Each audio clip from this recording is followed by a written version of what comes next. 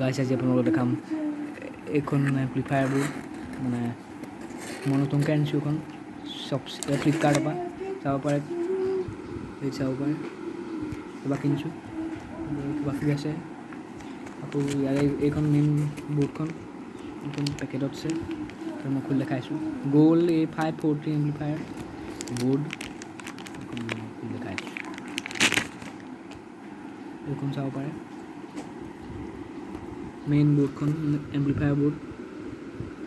তো ইয়াৰ দামটো পৰিছে 384 এতিয়া মই অলপ চলাই এইখিনি কোন এনেই অলপ কালাৰটো বেলেগ হৈছে তাৰপৰা এইটো পটেনচিঅ'মিটাৰ দুটা আছে তো ইয়াত দুটা চাব পাৰে এটা এইটো লেফ্ট তাৰপৰা এইটো ৰাইট চেনেলৰ পটেনচিঅ'মিটাৰ মানে ভলিউম আৰু এটা অক্সৰ জেকপিন দিছে চাব পাৰে এইটো 3.5 mm তাৰপৰা এইটো 3.5 mm জেকপিন অক্সৰ তাৰপিছত ইয়াত দিছে আপোনালোকৰ লেফ্ট ৰাইট মানে মাইক চাইকৰ বৰ্ড লগাব পাৰে বা বেলেগ বেষ্টেবল বৰ্ড লগাব পাৰে বেষ্টেবল কণ্ট্ৰল কৰিবলৈ তাৰপিছত এইটো চাব পাৰে 8 ভল্টৰ পৰা 24 ভল্ট দিব লাগে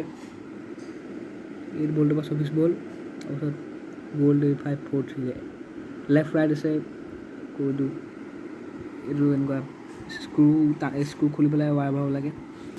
তেনেকুৱা চিষ্টেম চাব পাৰে এনেকুৱা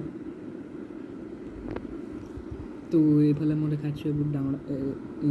ইণ্ডাক্টৰ আছে 220 ohmsৰ 330 ohmsৰ আছে ইণ্ডাক্টৰ তো এইটো স্পীকাৰ টাৰ্মিনেল চাব পাৰে স্পীকাৰ টাৰ্মিনেল স্ক্ৰু খুলিব লাগে ভলো এটা আছে চেম এটা আছে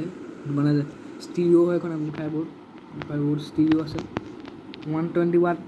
মই এতিয়া কাৰেণ্টটো দিওঁতে 120 ৱাট আউটপুট কৰিব মানে মই এতিয়া 12 ভল্ট 5 এম্পিয়াৰ দিছোঁ বা 12 ভল্ট 5 এম্পিয়াৰত আপোনালোকে পাব 120 ৱাট 60 ৱাটকৈ পাব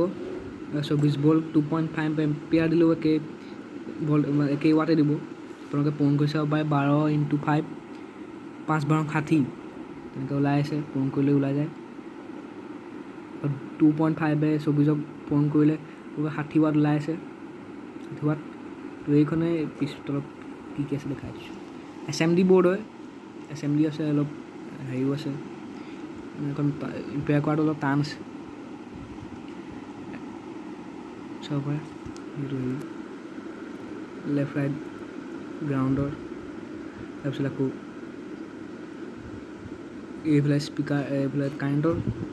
এইফালে স্পীকাৰ ৰাইট লেফ্ট আউট তো এইখনে বৰ্ডখন তাৰপৰা